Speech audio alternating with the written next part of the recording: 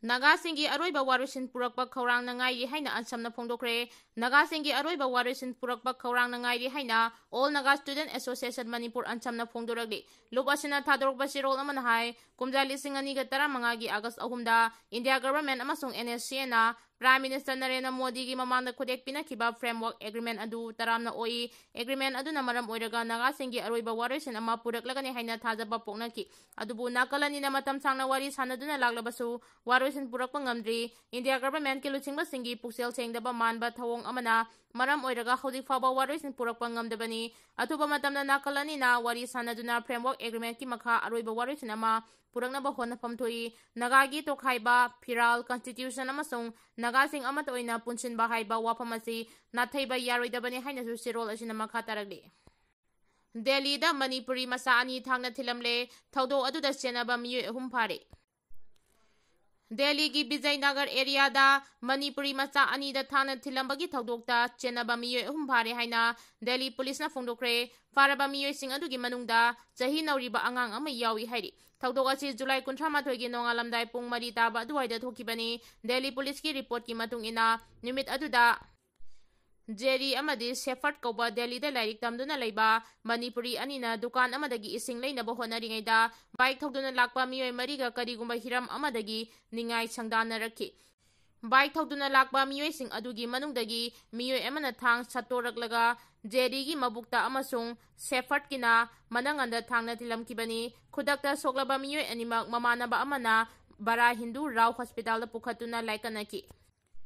Makhoi anima phibam thina sokpadagi aruba phibam da laikanari haina Deputy Commissioner of Police Northwest Bisam Singhana phongdoragli Thaudo asiga mari lainana Model Town Police Station da case ama register tawkibaga loinana investigation chathanaba team ama semle hairi team aduna manak nakpada leiba CCTV footage yengbaga loinana call record yengsinduna thaudo asida chenari ba miyoi pumnama phagatpa ngamnaba honari haina police ki report amana phongdoragli Deputy Commissioner of Police na hai CCTV ki footage yengsilaba matungda police ki team amana signaningai oiba mafam amada thiba humagi thabak chathabada Krishna amadi Krishna Kasyar kauba thaudo asida hakthengna senaba miyoi ani fabangamle sahi nauriba angang amasu thaudo asida chenabagi damak phare faraba Krishna amasung Kasyar mamangda criminal record leiba miyoi amata nate police na wahang pong chathabada faraba miyoi sing aduna masagi maral yajakre thaudo asida senaba mari suba miyoi amasu fanaba thibagi thabak chathari Boro bekragi thaudo miyoi ani khaknate haina victim na phongdoragli Mamang sahigi November 13 da Jirbam district ki Boro Bekra subdivision da Kuki khulai paibe singna security ki mamang da yum kaya mai thakiba ahalani buna nongmaina kaptuna hatlamlaba matung angang ahum nupi ahum pharaga pukhraga tamthina hatkiba thaudo aduda January basi miyoi ani khaknate haina thaudo aduda awaban nang horiba imungi miyoi singna hari thaudo aduga mari lainana NIA case aduga mari lainana miyoi ani fare hari basi thaganingai ni adubu thaudo aduda Kuki militant kontra hena laki Security Force ki mamang magtada chathakiba oibanina makhoi su militant sing adu kananu haiba khangani maramaduna haudi wadhoriba miyoi sing adu athuba matamda thidokpiduna phabiyo amadi makhoi bu serak pibiyo haina victim family Boro Bekra Khunja Singh amadi JSC na mari lainaba singda appeal tawragli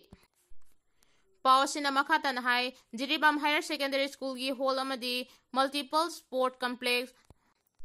Mahai Kolenda sangda famlauduna leiriba IDP sina sarugyaduna ngasi mafamduda pawmi singa unabada JSC against brutal killing of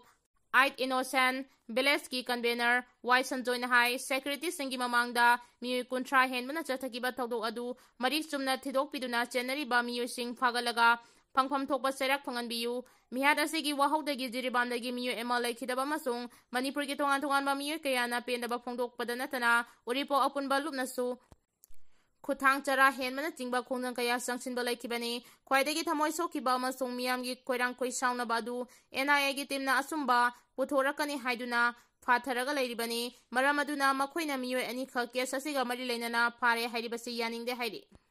Bandh Lepnaba Haikhre Manipur Macha Maibam Samitagi Misiga Mari Lainana Senkibas de Esina Kauriba Pungnim Punipan Giban Handokadabane Haina Kangleipa Communist Party na Tadorok Basiro Amana Fongduragli. Aina Tinkraba Lubasig Information and Public Relations Secretary and Punsiba Maite na Kurek Piduna Tadorok Basiro Amana Hai Angang Unaraba Matungda Kangabokta Leba Hospital Amada Laikidrabagi Samitagi Asumba while Pangnabane Haina Senkibas de Esina Agas Ahungi Ahing Nongaidagi Shatagani Haidiba Pungnim Punipan Giban Asi KSTP na Yamna Hakjuna Lawi Amasung Laibak Miyam interest ki mayokta lay Samitagi Singna niyay oiba mawongda laikide haibadudi yamna laibak tibani adubo laikidrabi adugi justice fangnaba honabada laibak miyam bu hena saiteng pibadi asumanate haina lawi JSC na khantaba tawdana ban tawsilaklagadi maduna maram oiraga nomagi suja nomjaraga yumpuriba lawmi sinmi lakaya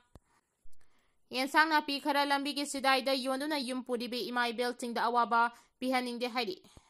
Churachandpur amadi Kangpokpidagi Mayai Kabanisagi Polam Single Loinana Miyoy Mari Fagatkhre Mayai Kabanisagi Mayokta Sangsilakpa Khongdangi Saruk ama oina Thasigi amada Security Force ki Kanguna Churachandpur amasung Kangpokpidagi Mayai Kabanisagi Polam Single Konana Miyoy Mari Fagale hairi Police ki pawsin na hai Churachandpur Police Station ki manung chana Madabiles da hangba mobile vehicle check post da Security Force ki Kanguna Singnaningai oiba mawongda lakba Bolero pickup registration number MZ01X 3200 assist check tawagi thabak chathabada gari adu da hatuna purakiba WY kg ani gram chamri ga konana miyoi ama fagat ki hari faraba miyoi edu Churachandpur gi New Lamka gi Balbeng Vilas dagi MS Chinlunin chahi 38 kawi hari Numit asimak tada Security Force ki Kangbuna Kangpopi district gi miyoi amaso brown sugar kg ani gram Hompumatoi, OPM kg aniga gram, marfunipan, ganja gram, jamaga nimpu. Shell oina lupali sing kulhumdoiga, jamaga tara amadi, mobile phone tara mariga konana mi fagat pangam ki hari. Farabasing aduna Kangpopi ward number 9 dagi, ML Nahing Naisong Eli Haisong Hunting, Sahinim Punitoy, Gamgi Faidagi, ML Rebecca Haugib amadi, Cycle gi Psycho Vilas dagi, Mountain Kai Kongsai Kawi Hairi. Huran Nalada Harmamal Hena Yolambanan Manipur Ama Police na Fare, Lamdamasigi Lomi Singda Harmarangkai na Fangdabagi Awaba Saiteng Mayong Naring ang Tiragasida, Niyam Giwang Madalangang na Lepa Mamaldagi Hena Har Yolambam Ema, Manipur Police na Chatrakpa Drive ta ngarang Fagat Pangamle Hairi. Police ki Panghai, Akang Nabapauma Pangmadagi Police ki Kangbuna, Imphal West Amadi East District Talayba, Go down sing sek tawagi thabak chathabada miyoy edu fagat pangam kibani pagalaba miyoy edu nan manipuri ni mahaki maming Karan Chetri kawi Imphal West District ki Singmairong Nepali basti dagine nan manipuri asina niyam gi wang madamamal hena har yon bagi thabak chatharamani hairi Masama ki nupi bu thangna lendu na hatkiba majibur ahak pasairak pigadabani hanya JSC na fongduragde Masama ki loina bibu masamang na thangna lendu na hatpada chena badagi haudi jail da lairiba Kudhaiba Majibur logi matung ina punsi suba phadok tabagi dandi yauna ahak pasairak pigadabane haina misi asiga mari lainana sengkiba JSC gi maikede gi taksilagli ngasi Manipur Press Club ta bangthogiba bawgi mefam amada JSC gi kokan banner MD Wahidur Rahman phongdokhibada haukiba July 18 gi ahing nongyaida thokiba laibaktiba thodok amada Imphal East gi kaikhumaning leikaida leiba Kudhaiba Majibur Rahman mahakiloina bibu thangna lenduna hatpani haiba masana maral diajaduna jail da lairibani laikiraba sima sahani mihat ki marik chumba forensic report ki matungina jail da lairiba mapuroiba Majibur Rahman yauna chenaba sing ahak pasairak pigadabani case asibu pairiba investigation officer na atuba matamda charge sheet lan khatnaba mahangna appeal tawki mahangna makhata na pamising da fongdokhibadi numit 3 gi matungda forensic report yauna charge sheet thagatnaba honabinaba appeal tawbaga loinana karigumba thabak oina pangthoktaba tarabadi lamdamasigi CSO sing amadi maira paibi singa tana duna makhal makha kayagi khongdang chansingani haina fongdoki